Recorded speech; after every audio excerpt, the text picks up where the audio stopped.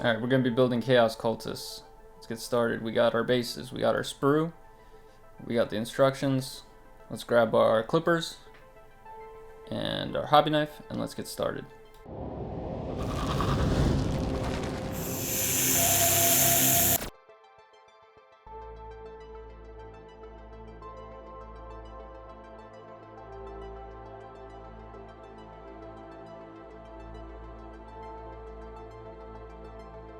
Alright, when you got your piece clipped out, right, you have the little leftovers. You're going to want to trim these off very carefully. And then use the back of your X-Acto knife if you need to smooth things out. So for example here, I'm going to cut it with the front.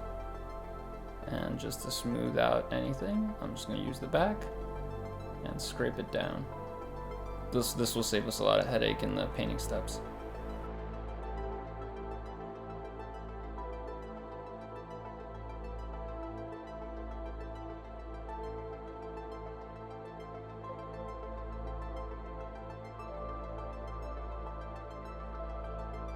We're going to be gluing the model together. I prefer to use Loctite gel.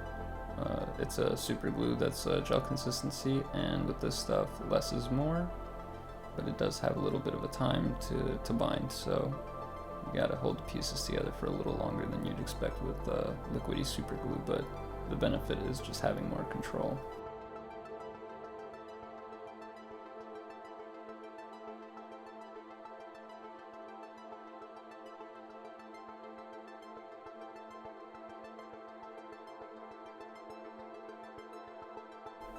So a couple things, when you're cutting out, it's better to leave a little bit of the sprue behind. It's better to shave material away than try to add it in later.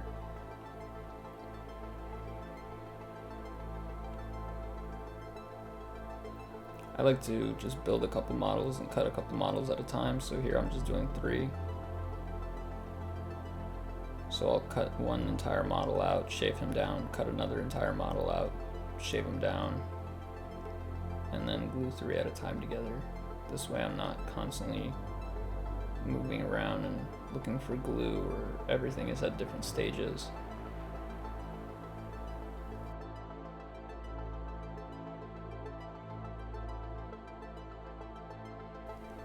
You'll see me cut towards my own fingers pretty often in this clip. I've been hobbying for a long enough time to have good enough knife control.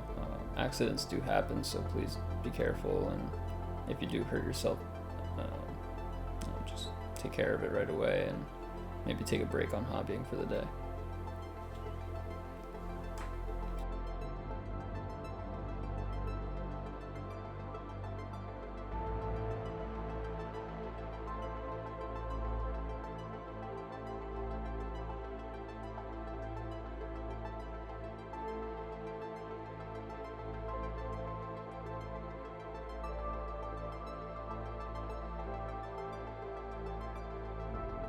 And ta-da, all 10 are done. Now we're gonna base them. James Workshop wants $8 for this texture paint.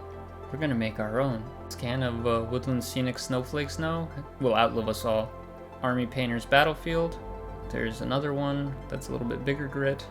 And finally some cork slate type chips. I like this stuff. So we'll start out with some big rocks. Every base needs a big rock. This rock's too big. But luckily it's cork and it's soft. So we can just cut it in half. Now we got 2 big rocks. Look at that. Then we just super glue our rock to our base. Kind of figure out where we want it. Smoosh it down. Pat it on the head, very good rock. That's a good rock. Then we get some of our slate chips.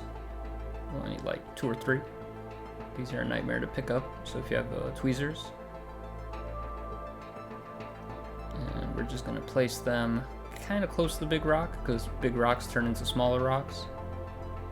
So you want your smaller rocks next to your bigger rocks. That way it looks natural.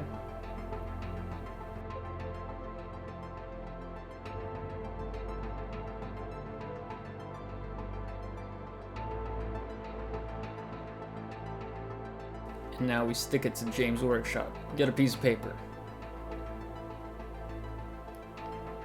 Get some Elmer's PVA glue. Or any white glue. Get a blob of the stuff going. You're gonna want to grab a cruddy brush that you don't care about. You know, the one that sits at the bottom of your paint cup rotting away. We add snowflock to the glue. And we use our damned brush to make kind of a texture paste. And we feel really smug the entire time knowing that we didn't give James Workshop $8 for this. You'll know when the consistency is right. Grab our model. You grab a glop of this gloop. You glop it on. And you just try to do your best to smooth it out. Trying to avoid the edges of the base as much as you can. You can always use your thumb or your fingers to kind of push it back and brush it off of the rim of the base. And this is kind of a back and forth process. You have a lot of time until this stuff dries, so you can really just go to town mushing it around, getting it exactly how you like.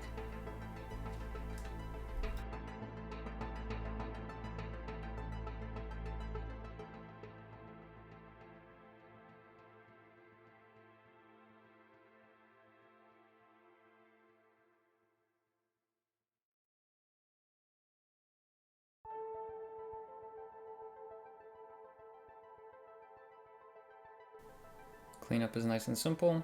You just throw your paper away. If you got some leftovers, you can scoop that back in the bottle, or you can just throw that out. Wipe your table. I'm gonna show another way to do this. You want to start out by just blopping the glue straight onto the base. You grab your cruddy brush, add a little water, and you're just gonna want to move this stuff around.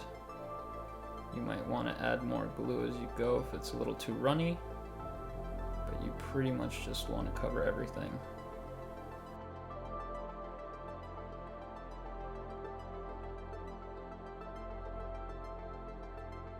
Using the lid, you make a little tub of snow. You grab your model, and you give it a nice little scoop and shake. Shake off the extra, tap it off, whatever you need. The glue should hold all of it. Wipe the edges.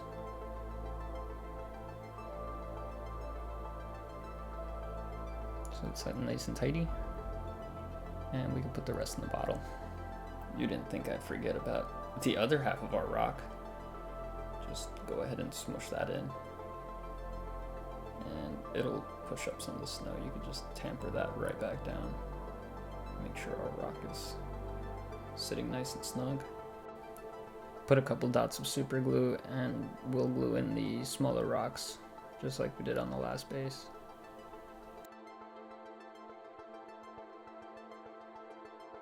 It's had a little bit of time to dry. Just use a dry brush and just flake off some of the extra that might have gotten onto the cape or onto boots or anywhere you don't really want it. You want to do this before you prime it because you're going to seal this stuff in. At this point, it's pretty much personal preference. On the left is the paste and on the right is the dip. So this is what it looks like when it's painted up. This is just the snowy texture, but let me show you what the end result of this kind of tutorial is. So here's all 10 of them pretty much done the same way. So the only thing left to do now is just to spray prime them, and I'll film a part 2 for this. Thanks for watching, thanks for hanging out. I hope that this has been a useful 9 minutes of your life. See you in the next one. Later!